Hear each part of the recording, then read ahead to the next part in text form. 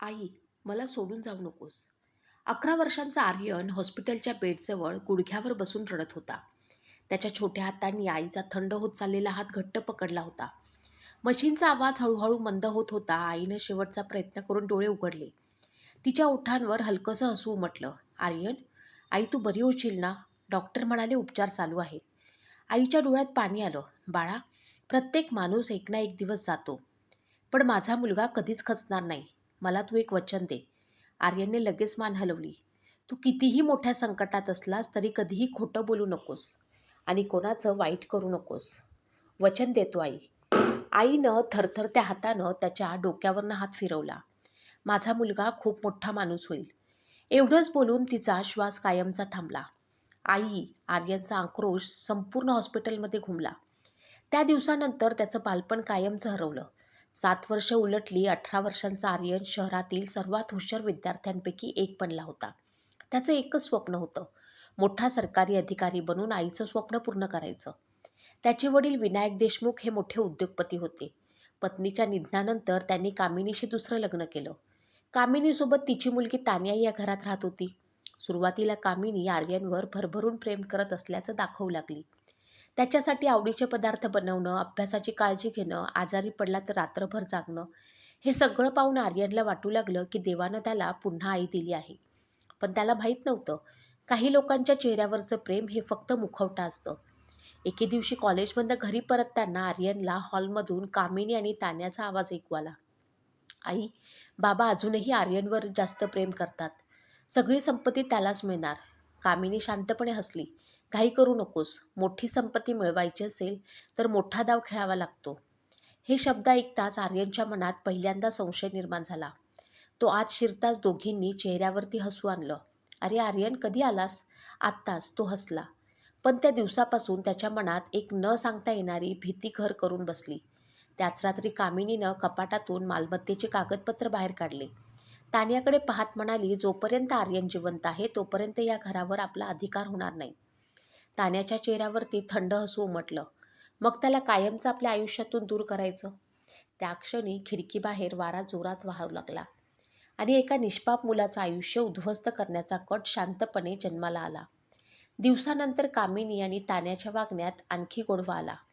आर्यनला काय आवडतं, तो कधी अभ्यास करतो, कोणत्या वेळी घरी येतो, त्याचे मित्र कोण आहेत, त्याच्या वडिलांसोबत तो काय बोलतो, याची त्या दोघी शांतपणे माहिती गोळा करू लागल्या. आर्यनला हे सर्व प्रेम वाटत होतं, पण प्रत्यक्षात त्याच्यावरती नजर ठेवली जात होती. विनायक यांचा आर्यनवरती प्रचंड विश्वास होता. ते नेहमी म्हणायचे, माझा मुलगा माझा अभिमान आहे.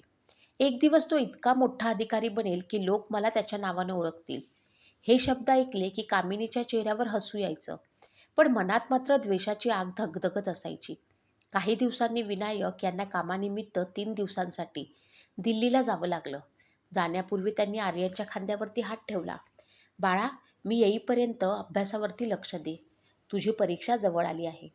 आर्यन हसून म्हणाला, हो बाबा, काळजी करू नका. विनायक निघून गेल्यावरती घरातील वातावरण हळूहळू बदलू लागलं. कामिनीचा गोडवा कमी झाला. तिच्या बोलण्यात टोमणे वाढू लागले.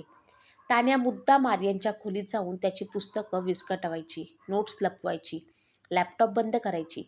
आर्यन प्रत्येक वेळी शांत राहायचा. त्याला आईचं वचन आठवायचं, कोणाचं वाईट करायचं नाही. एका संध्याकाळी तो अभ्यास करत बसला असताना कामिनी गरम बदामाचं दूध घेऊन आली. खूप अभ्यास करतोयस, हे दूध पिऊन घे, मग पुन्हा अभ्यास कर. आर्यनने हसत ग्लास हातात घेतला. त्याला कल्पनाही नव्हती की त्या दुधात गुंगीचं औषध मिसळलेलं होतं. काही मिनिटातच त्याच्या डोळ्यांवरती सर्व काही धुसर दिसू लागलं. पुस्तकातील अक्षरं हलताना दिसत होती. त्यानं उठण्याचा प्रयत्न केला, पण शरीरानं साथ सोडली.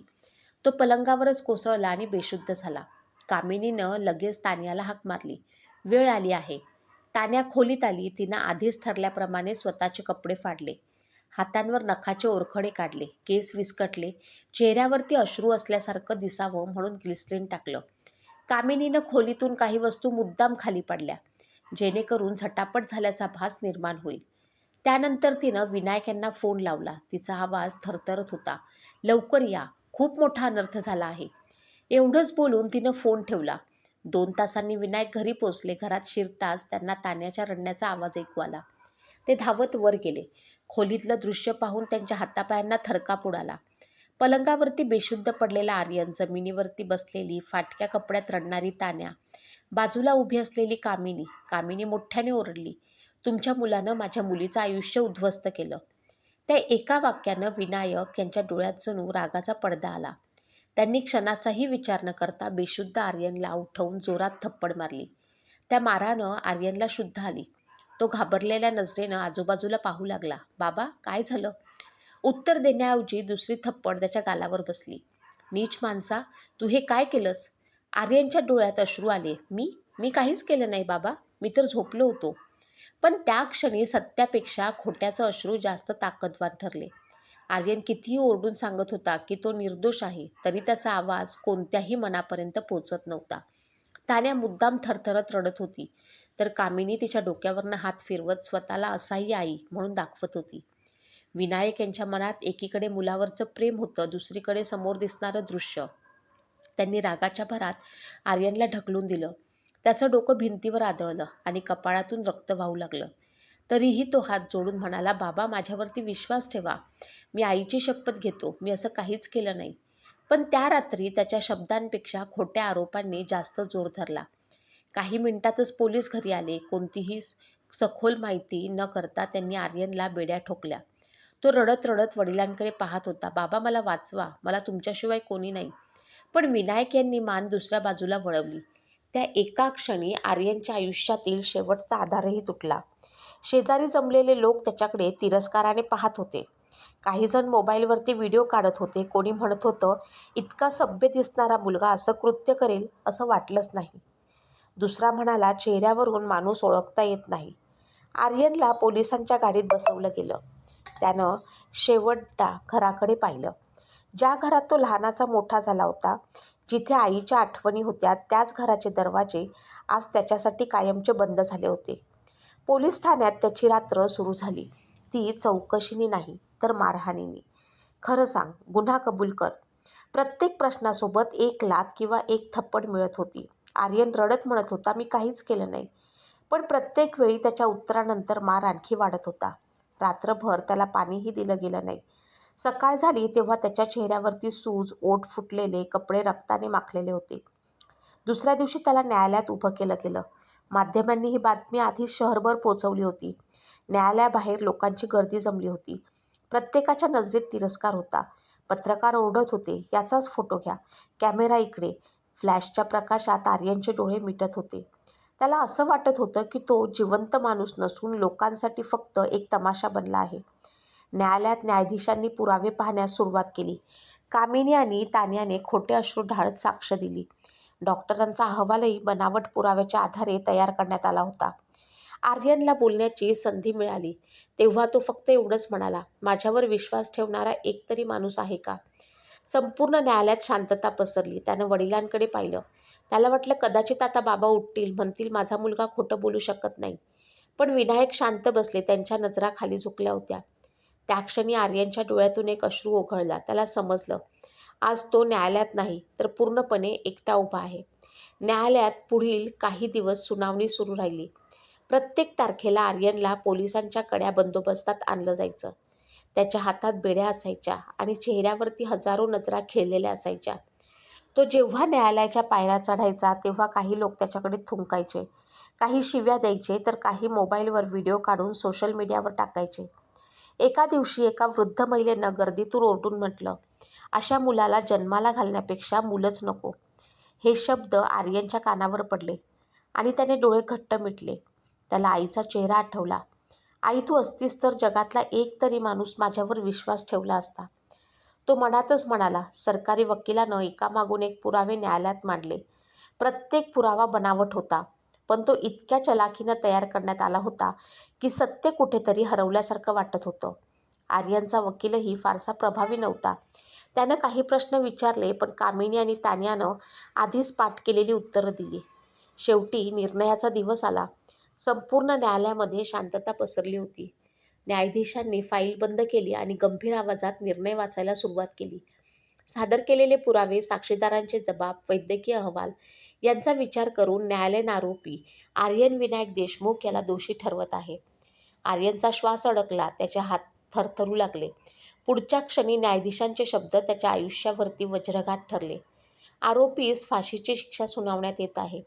हे शब्द ऐकताच न्यायालयात कुजबूज सुरू झाली. काही लोक टाळ्या वाजवत होते, काही जण म्हणत होते योग्य शिक्षा झाली.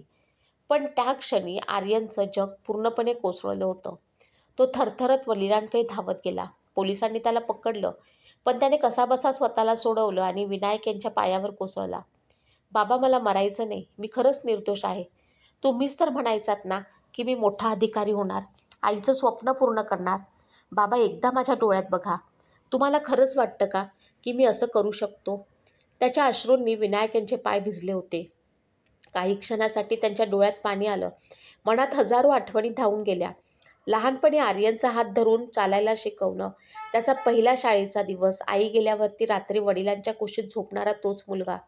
पण पुढच्या क्षणी कामिनीचा रडण्याचा आवाज त्यांच्या कानावर पडला. त्यांनी डोळे बंद केले आणि हळूच आपले पाय मागे घेतले. आर्यनच्या हातातून आधार निसटला. तो जमिनीवरती कोसळला. त्याच्या चेहऱ्यावरचं शेवटचं आशेचं हास्यही संपलं. पोलिसांनी त्याला पुन्हा बेड्या ठोकल्या. न्यायालयातून बाहेर नेत असताना त्यानं शेवटचं मागे वळून पाहिलं. त्याचे वडील तिथेच उभे होते, पण त्यांच्या नजरा अजूनही खाली होत्या. त्या क्षणी आर्यनला जाणवलं, आज त्याला फाशीची शिक्षा न्यायालयानं नाही, तर स्वतःच्या वडिलांच्या अविश्वासानं दिली आहे. फाशीची शिक्षा सुनावल्यानंतर आर्यनला उच्च सुरक्षा कारागृहात हलवण्यात आलं. त्या तुरुंगातील लोखंडी दरवाजे बंद होताना झालेला मोठा आवाज त्याच्या आयुष्यातील प्रत्येक आशेचा शेवट असल्यासारखा वाटला. त्याला एका लहानशा ओलसर कोठडीमध्ये टाकण्यात आलं. चारही बाजूंनी काळ्या भिंती, वर एक छोटंसं गंजाचं खिडकी, जमिनीवर एक फाटलेली चटई, एवढंच त्याचं उरलेलं जग होतं. पहिल्या रात्री त्याच्या डोळ्याला डोळा लागला नाही. तो भिंतीला टेकून बसला होता.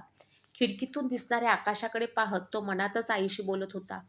आई, मी तुझं वचन पाळलं. मी कधी खोटं बोललो नाही. पण माझ्यासोबत असं का झालं? देव खरंच असतो का? असेल तर तो गप्प का आहे? त्याच्या डोळ्यातून अश्रू वाहत होते. त्या थंड भिंतींनीही जणू त्याचं दुःख ऐकलं होतं. दुसऱ्या दिवशी सकाळी कारागृहातील काही कैद्यांना त्याच्याबद्दल समजलं. बातम्या पाहून त्यांनी आधीच त्याच्याबद्दल मत बनवलं होतं. जेवणासाठी रांगेत उभं असताना एक कैदी त्याच्या जवळ आला आणि म्हणाला, अरे तूच ना तो स्वतःच्या बहिणीवर अत्याचार करणारा? आर्यन काही बोलला नाही. दुसऱ्याने त्याच्या हातातील ताट हिसकावून जमिनीवर फेकलं. अशा माणसाला जेवायचा हक्क नाही. काही क्षणातच 4-5 कैदी त्याच्यावरती तुटून पडले. लाथाबुक्क्यांनी त्याला मारू लागले. आर्यन स्वतःचा बचाव करत नव्हता. तो फक्त डोक्यावरती हात ठेवून मार सहन करत होता. त्याच्या तोंडातून रक्त वाहू लागलं. नाक मोडलं. बरगड्यांमध्ये तीव्र वेदना सुरू झाल्या. जवळ उभे असलेले 2 हवालदार सगळं पाहत होते, पण त्यांनी कोणालाही थांबवलं नाही. त्यांनाही तो गुन्हेगारच वाटत होता. बराच वेळ मारहाण झाल्यानंतर तो बेशुद्ध पडला. तेव्हा एका वृद्ध जेलरनं धावत येऊन कैद्यांना दूर केलं. त्यानं आर्यनच्या चेहऱ्यावरती पाणी शिंपडलं. हळूहळू आर्यनने डोळे उघडले. वृद्ध जेलर त्याच्याकडे पाहत म्हणाला, बाळ, खूप दुखतंय का? एवढं प्रेमानं विचारणारा तो अनेक दिवसांनंतर पहिलाच माणूस होता. हे शब्द ऐकताच आर्यनच्या डोळ्यातून अश्रू दाटले. तो लहान मुलासारखा रडू लागला. काका, मी खरंच काहीच केलं नाही. माझ्यावर विश्वास ठेवणारं कोणीच उरलं नाही. वृद्ध जेलर काही क्षण शांत राहिला. त्यानं आर्यनच्या डोक्यावरनं हात फिरवला आणि म्हणाला, मी न्यायाधीश नाही, पण तुझे डोळे खोटं बोलत नाहीत असं मला वाटतं. हे ऐकून आर्यन आणखी रडू लागला. कित्येक दिवसांनी त्याला पहिल्यांदा असं वाटलं की या जगात अजूनही कोणीतरी आहे, त्याचं बोलणं ऐकायला तयार आहे. त्या रात्री जेवताना त्यानं पहिला घास हातात घेतला, पण तो तोंडात गेला नाही. त्याला आईनं हाताने भरवलेला शेवटचा घास आठवला. त्यानं ताट बाजूला ठेवलं, शांतपणे रडत बसला. कारागृहाच्या त्या थंड भिंतींमध्ये त्या रात्री फक्त एका निष्पाप मुलाच्या हुंदकण्याचा आवाज घुमत होता. दिवसामागून दिवस सरत होते. प्रत्येक सकाळ आर्यनसाठी मृत्यूच्या एका दिवसानं जवळ जाणारी ठरत होती. कारागृहातील भिंतींवरती त्यानं छोट्याशा दगडानं खुणा करायला सुरुवात केली होती. प्रत्येक खून म्हणजे आयुष्यातला एक दिवस कमी. सुरुवातीला त्या खुणा मोजताना त्याला भीती वाटायची, पण नंतर त्या त्याच्या नशिबाचा भाग बनल्या. आता उरले होते फक्त 14 दिवस. कारागृहात एक नियम होता, ज्याला मृत्यूदंड ठोठावला आहे त्यांना त्यांच्या कुटुंबियांना पत्र लिहिण्याची परवानगी दिली जायची. जेलरने आर्यनसमोर एक पांढरा कागद आणि पेन ठेवला. जर कोणाला काही सांगायचं असेल तर लिहून ठेव. कदाचित ही शेवटची संधी असेल. आर्यन बराच वेळ त्या कोऱ्या कागदाकडे पाहत बसला. त्याच्या डोळ्यातून अश्रू कागदांवरती टपटपू लागले. थरथरत्या हातानं त्यानं लिहायला सुरुवात केली. प्रिय बाबा, जर हे पत्र तुमच्या हातात आलं असेल तर याचा अर्थ मी या जगात नसेन. शेवटपर्यंत मी तुमच्यावर रागावलो नाही, कारण माझी आई नेहमी म्हणायची, वडिलांचा राग हा प्रेमापेक्षा मोठा नसतो. बाबा, मला फक्त एकच दुःख आहे. तुम्ही माझ्या डोळ्यात एकदाही पाहिलं नाही. जर एकदा पाहिलं असतं तर कदाचित तुम्हाला माझं सत्य दिसलं असतं. मला अजून जगायचं होतं. मला तुमच्यासोबत चहा प्यायचा होता. माझी पहिली नोकरी लागल्यावर तुम्हाला मिठी मारायची होती. आईचं स्वप्न पूर्ण करायचं होतं. पण आता ते शक्य नाही. माझी एकच विनंती आहे. मी गेल्यावर माझ्या आईच्या फोटोसमोर एवढंच सांगा की आपला मुलगा शेवटपर्यंत खोटं बोलला नाही. मी जिथे असेन तिथून तुमच्यावर प्रेम करत राहीन. तुमचा मुलगा आर्यन. पत्र पूर्ण होताच त्यांच्या डोळ्यातून अश्रूंचा बांध फुटला. वृद्ध जेलरने ते पत्र हातात घेतलं आणि त्यानेही नकळत डोळे पुसले. दुसऱ्या दिवशी तो स्वतः ते पत्र घेऊन विनायक यांच्या घरी गेला. दरवाजा उघडताच विनायक समोर आले. जेलरनं काहीही न बोलता पत्र त्यांच्या हातात दिलं. हे तुमच्या मुलानं लिहिलं आहे, एवढंच बोलून तो तिथून निघून गेला. विनायक थरथरत्या हातांनी पत्र उघडू लागला. प्रत्येक ओळ वाचताना त्याचे हात अधिकच कापू लागले. मी शेवटपर्यंत तुमच्यावर रागवलं नाही. ही ओळ वाचताच त्यांच्या डोळ्यातून अश्रू वाहू लागले. त्यांनी पत्र छातीशी घट्ट धरलं आणि अनेक वर्षांनी पहिल्यांदाच लहान मुलासारखे रडू लागले. त्यांच्या मनात एकामागून एक आठवणी उभ्या राहिल्या. आई गेल्यानंतर रात्री घाबरून त्यांच्या कुशीत झोपणारा आर्यन, शाळेत पहिला आल्यावरती आनंदाने धावत येणारा आर्यन, ताप आला की त्यांच्या मांडीवरती डोकं ठेवून झोपणारा आर्यन आणि न्यायालयात त्यांच्या पायांवर पडून म्हणणारा, बाबा माझ्यावर विश्वास ठेवा. त्या आठवणींनी त्यांचं हृदय अक्षरशः फाडून टाकलं. त्यांनी अचानक आरशात स्वतःकडे पाहिलं. त्यांना स्वतःचाच तिरस्कार वाटू लागला. ते मोठ्याने ओरडले, मी कसला बाप आहे? माझा मुलगा निर्दोष असू शकतो हा विचारही मी केला नाही. ते जमिनीवरती बसले, दोन्ही हातांनी चेहरा झाकून रडू लागले. त्या क्षणी त्यांच्या आयुष्यात पहिल्यांदा शंकेचं एक छोटंसं बी रुजलं गेलं. काय खरंय? माझा मुलगा निर्दोष असेल? त्या रात्री विनायक यांना डोळ्याला डोळा लागला नाही. आर्यनचं पत्र त्यांनी किमान 100 वेळा वाचलं असेल. प्रत्येक वेळी एकच वाक्य त्यांच्या छातीत घुसत होतं, मी शेवटपर्यंत तुमच्यावर रागवलो नाही. ते अचानक उठले, कपाट उघडून जुन्या फोटो अल्बम समोर बसले. पहिल्या पानावरती आर्यनच्या जन्माचा फोटो होता. छोटासा आर्यन त्यांच्या बोटाला धरून हसत होता. पुढचं पान उलटलं. शाळेच्या पहिल्या दिवशीचा फोटो, आईच्या वाढदिवशी केक कापतानाचा फोटो, 10वीला पहिला आल्यावरती गळ्यात मेडल घालून उभा असलेला फोटो. प्रत्येक फोटो जणू त्यांना एकच प्रश्न विचारत होता, हा मुलगा खरंच इतका नीच असू शकतो का? विनायक यांच्या मनात पहिल्यांदाच संशयाचं वादळ उठलं. दुसऱ्या दिवशी सकाळी त्यांनी कामानिमित्त शांतपणे विचारलं, त्या दिवशी नेमकं काय झालं होतं? पुन्हा एकदा सविस्तर सांग. कामिनी क्षणभर घाबरली, पण लगेच स्वतःला सावरत म्हणाली, तुम्ही अजूनही त्या मुलावरती विश्वास ठेवत आहात का? विनायक काही बोलले नाहीत. त्यांनी तान्याकडे पाहिलं. ती नजर चुकवत होती. आयुष्यात पहिल्यांदाच त्यांना दोघींच्या चेहऱ्यावरती भीती दिसत होती. त्या रात्री विनायक आपल्या अभ्यासिकेत गेला. तेथील CCTVचे रेकॉर्ड तपासण्याचा विचार त्याच्या मनात आला. पण कामिनी लगेच म्हणाली की त्या दिवशी कॅमेरे बंद पडले होते. तेव्हा त्यांनी त्याकडे लक्ष दिलं नव्हतं. आता मात्र त्यांना प्रत्येक गोष्ट संशयास्पद वाटू लागली. त्यांनी घरातील जुन्या नोकरांना फोन करायला सुरुवात केली. बहुतेकांनी काहीच माहिती नसल्याचं सांगितलं. पण एक वृद्ध माळी थोडा थांबला आणि हळू आवाजात म्हणाला, साहेब, मी त्या एक गोष्ट सांगू का? त्या दिवशी घरची जुनी कामवाली सरस्वतीबाई खूप रडत होती. ती म्हणत होती की मोठा अनर्थ झाला. पण दुसऱ्या दिवसापासून ती अचानक कामावर आलीच नाही. काय? सरस्वती कुठे आहे? विनायक यांनी घाईघाईनं विचारलं. माहीत नाही साहेब. ऐकलं होतं ती गावाला गेली. फोन ठेवताच विनायक यांच्या अंगावरती काटा आला. त्यांना आठवलं, सरस्वती गेले 20 वर्ष त्यांच्या घरी काम करत होती. आर्यनला तिनं लहानपणापासून वाढताना पाहिलं होतं. ती कोणतीही सूचना न देता अचानक नोकरी सोडून जाईल हे अशक्य होतं. विनायक यांनी लगेच आपल्या ओळखीच्या एका माणसाला सरस्वतीचा शोध घेण्याची जबाबदारी दिली. दरम्यान कारागृहात आर्यनच्या फाशीला फक्त 7 दिवस उरले होते. तो आता शांत झाला होता. मृत्यूची भीतीही जणू संपली होती. तो रोज संध्याकाळी गजांमधून दिसणाऱ्या आकाशाकडे पाहायचा आणि मनात म्हणायचा, आई, अजून 7 दिवस, मग मी तुझ्याकडे येईन. तिथे तरी माझ्यावरती विश्वास ठेवशील ना? त्याच्या चेहऱ्यावरती हलकंसं हसू आलं, पण त्या हसण्यामागे हजारो वेदना दडल्या होत्या. त्या क्षणी दुसरीकडे विनायक यांच्या मनात एकच विचार घुमत होता, जर आर्यन खरंच निर्दोष असेल तर माझ्याकडे त्याला वाचवण्यासाठी फक्त 7 दिवस उरले आहेत. 7 दिवस हा शब्द आता विनायक यांच्या मनात सतत घुमत होता. त्यांनी स्वतःच्या ओळखी वापरून सरस्वतीचा शोध सुरू केला. 2 दिवस गेले पण तिचा काहीच पत्ता लागला नाही. तिसऱ्या दिवशी रात्री त्यांचा फोन वाजला. समोरून आवाज आला, "साहेब, सरस्वतीताई सापडल्या आहेत. त्या त्यांच्या मूळ गावी एका छोट्याशा झोपडीत राहतात." हे ऐकताच विनायक एका क्षणाचाही विलंब न करता गाडीत बसले आणि रात्रीच त्या गावाकडे रवाना झाले.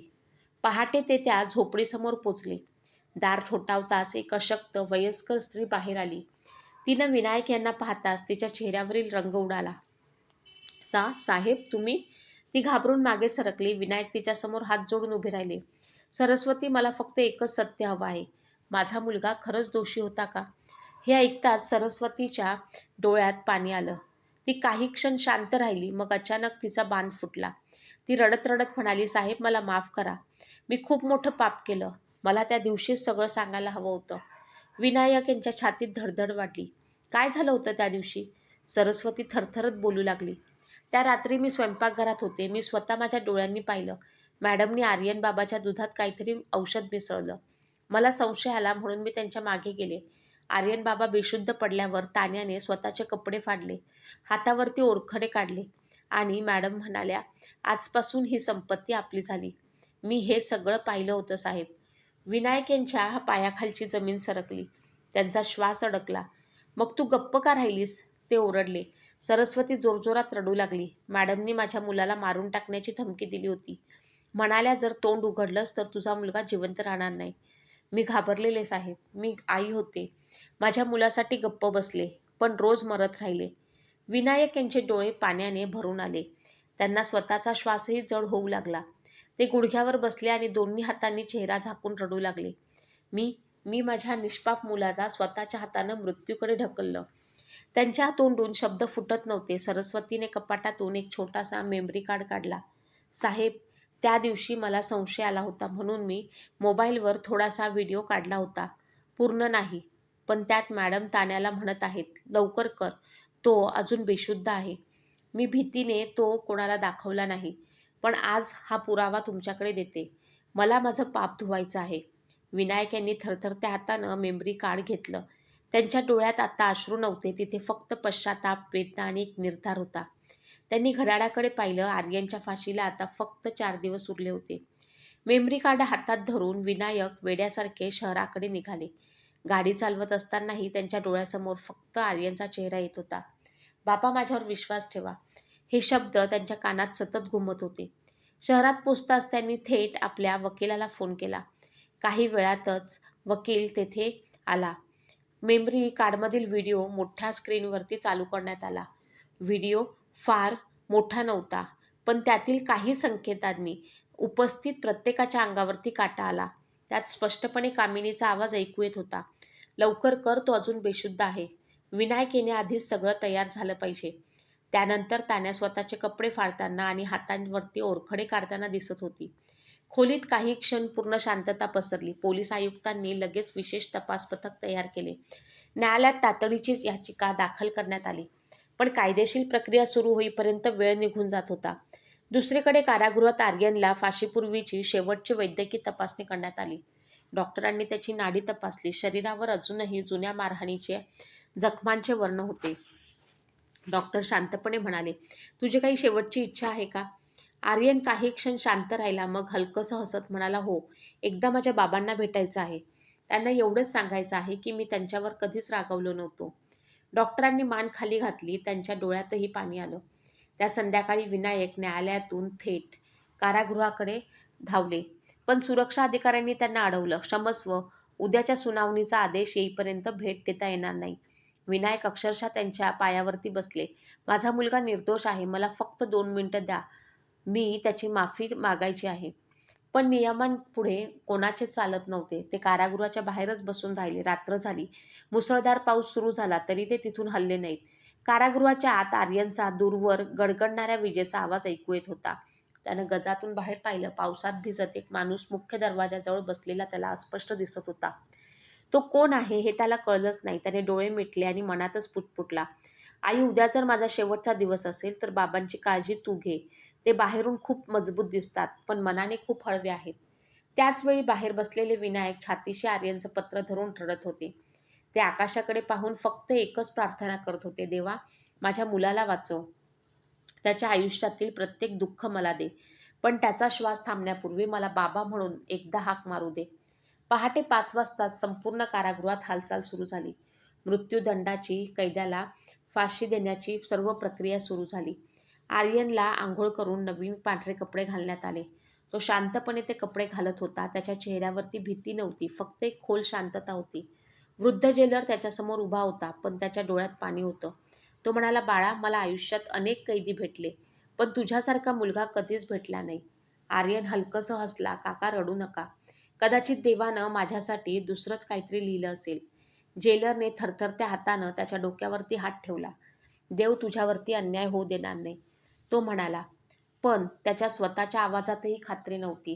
दुसरीकडे न्यायालयात आपत्कालीन सुनावणी सुरू झाली होती. सरकारी वकील, पोलीस अधिकारी, विनायक सर्वजण उपस्थित होते. मेमरी कार्ड न्यायाधीशांसमोर सादर करण्यात आलं. व्हिडिओ चालू होताच न्यायालयात कुजबूज सुरू झाली. कामिनी आणि तान्याचे चेहरे पांढरे पडले.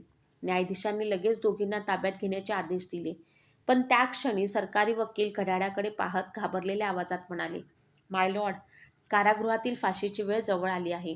न्यायाधीश खुर्चीतून उठले आणि तातडीने स्थगिती आदेश लिहू लागले. तात्काळ कारागृहाचा संपर्क साधा, त्यांनी आदेश दिला. न्यायालयातून कारागृहामध्ये फोन करण्यात आला, पण मुसळधार पावसामुळे दूरध्वनीची लाईन वारंवार खंडित होत होती. एकदा, दोनदा, तीनदा, प्रत्येक वेळी संपर्क तुटत होता.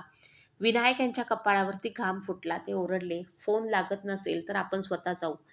ते आणि पोलीस अधिकारी गाडीत बसले. सायरन वाजवत गाडी भरधाव वेगानं कारागृहाच्या दिशेने निघाली. रस्त्यावरती पाऊस कोसळत होता. प्रत्येक सिग्नल तोडून गाडी पुढे जात होती. विनायक सतत घड्याळाकडे पाहत होते. त्यांच्या ओठावरती फक्त एकच शब्द होता, आर्यन, थांब बाळा, बाबा येतोय.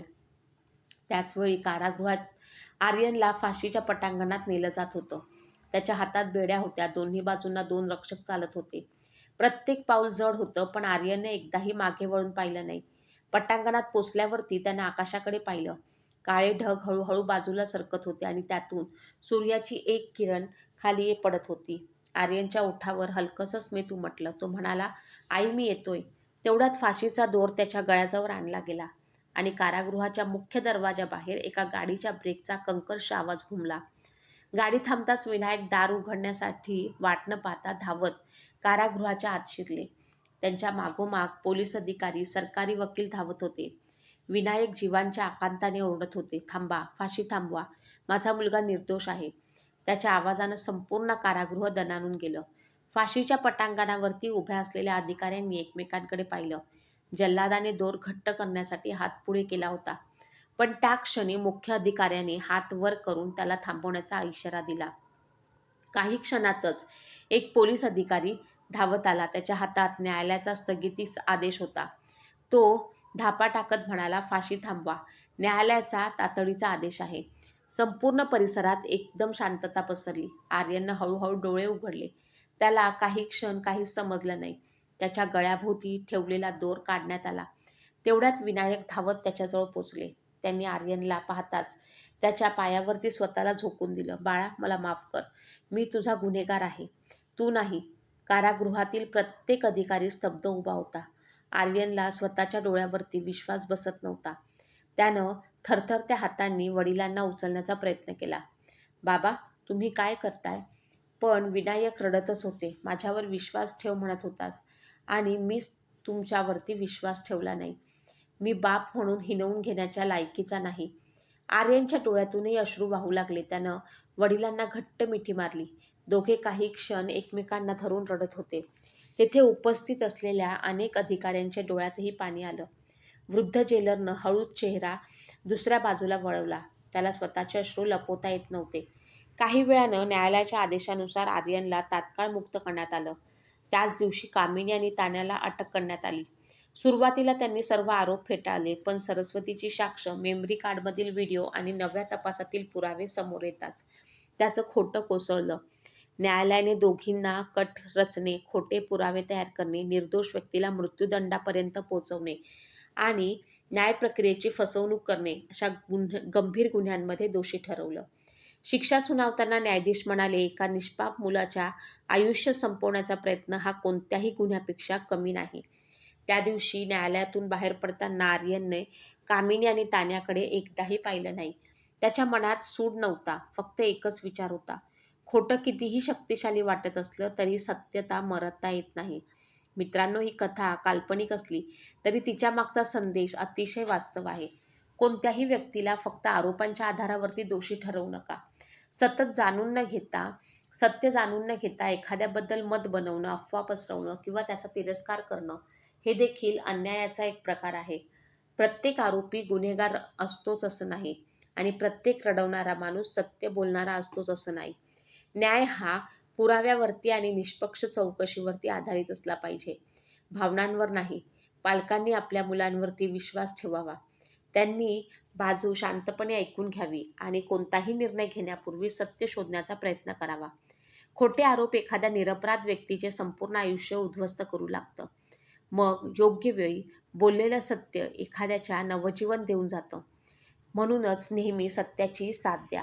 अन्यायाविरुद्ध आवाज उठवा आणि कोणताही निष्पाप व्यक्तीला एकटं पडू